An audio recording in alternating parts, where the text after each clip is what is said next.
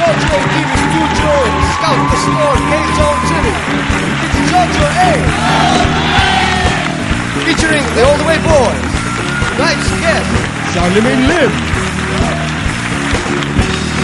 And here's your host, Mr. JoJo A.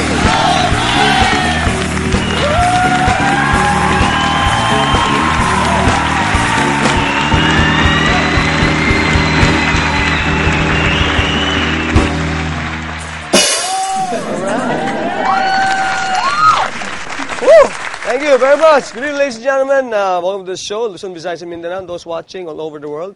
Manang ibu sa inyo lahat. Alright, we got friends. We'll be right back. More of the show when we get back in all the way.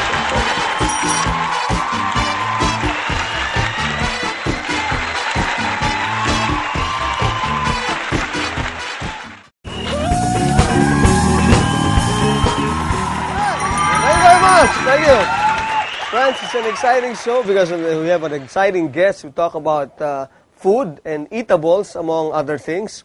Our guest is a restaurateur and the founder and president of Little Asia Restaurant. He dabbles also as a concert promoter, as he is the producer of Paramore Live in Manila. A concert happening in the Mall of Asia grounds on March 9, 2010. Man, this guy is the combination of Dao Mingsu and Wachile. Please welcome on the show, Mr. Charlemagne C. Lim.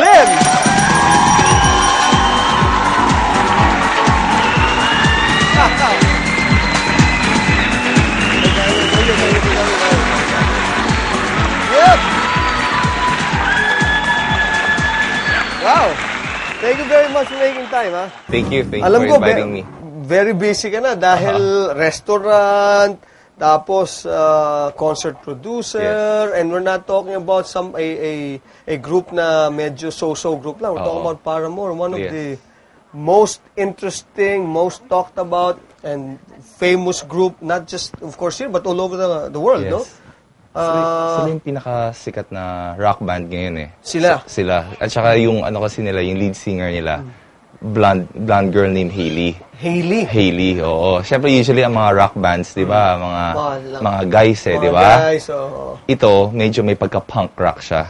Punk rock? Oo. Wow. So, ano siya, yung mga kinikater niya na mga audience niya, mga fans niya, usually, mga high school, college, mga bata eh. Oh, okay. Pero, apart from, kaya sikat sila, apart from them singing very cool songs, yung songs pala nila are the songs sa original soundtrack ng Twilight. Ng Twilight. Yes. Twilight at saka New Moon. Twilight lang. Tama na, ang Twilight ba is the second one? First one. The first one. Yes. Tapos if I'm not mistaken, no, kaya ginawa nung Twilight, kaya sila yung napili sa Twilight kasi hindi ko alam kung yung writer noon or what, sobrang big fan talaga ng Paramore. So, minake sure niya sa contract niya na pagsusulat siya ng movie sa Twilight or what, or gagawin na ng movie, may make sure talaga gusto niya yung Paramore ang kakanta sa original soundtrack. Kasi sobrang big fan talaga siya eh. Galing galing ha. Doon talaga nakilala, doon sila naging mainstream yung Paramore. Before kasi underground sila eh. Naging mainstream sila yung dun sa sa Twilight. I'm sure big fan ka rin pare ko ng Paramore. Oo. 'Di ba? Oo. Talagang medyo kasi kung in the first place hindi namin paparatingin kung hindi talaga kami fan. Of course. Kailangan you have to love the exactly. yung group or at least kung ano yung papasok mo dito. You have to be a believer of this.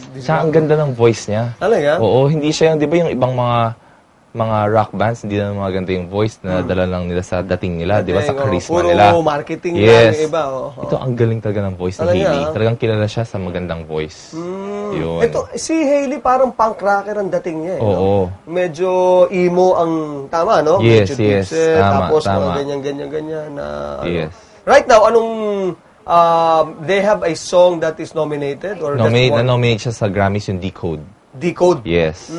Did they win? Hindi eh. Ang panalo ata, not sure kung sino nanalo. Pero marami nanalo, if I'm not mistaken, yung mga kanta na songs ata ni Beyonce, 6 songs ba nanalo, no? All ladies in that, mga ganun lang, no? Okay. Wow, parang Beyonce ba nanalo yung mga songs, no? Taylor Taylor Swift, no? Swift. Oo. Okay. We're planning to bring her in here also. Yun ang okay din yun, pare. Taylor Swift din. Oo, sobrang hot na hot ngayon. Oo, pero galing mo naman. You're able to do this, while Yes.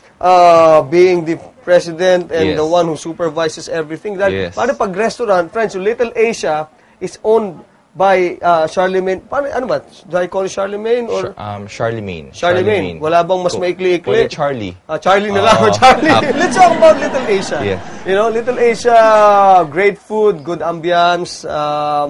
I used to frequent it before, especially Yes. yung anak ko kasi talagang paborito yung Thank chicken you. doon. Thank you so much. Yes, yung our Little Asia's crispy Oo. chicken. Yes. No? Nag-open kami, it's because of that. Yung recipe ng lolo ko yun eh. Ganun ba? Naglakas loob kami nung year 2001. We opened last December 16, 2001 eh. Wala kaming alam, brother ko, ako, hindi kami lahat marunong magluto. Ano lang, may alam lang, pero hindi pa professional. Hindi pa professional. Naglakas loob kami, nag-open kami ng restaurant ng Little Asia kasi dun sa may crispy chicken kami na recipe, yung recipe ng lolo ko. So yung partner ko na si Nelson Manabat, siya yung mentor and best friend ko na sinabi niya, open tayo yan kasi yan eh. Dahil sa manok exactly. natin. So ang mentality ko that time. Yun ang manok natin. Yun ang minamanok ko talaga, yung manok.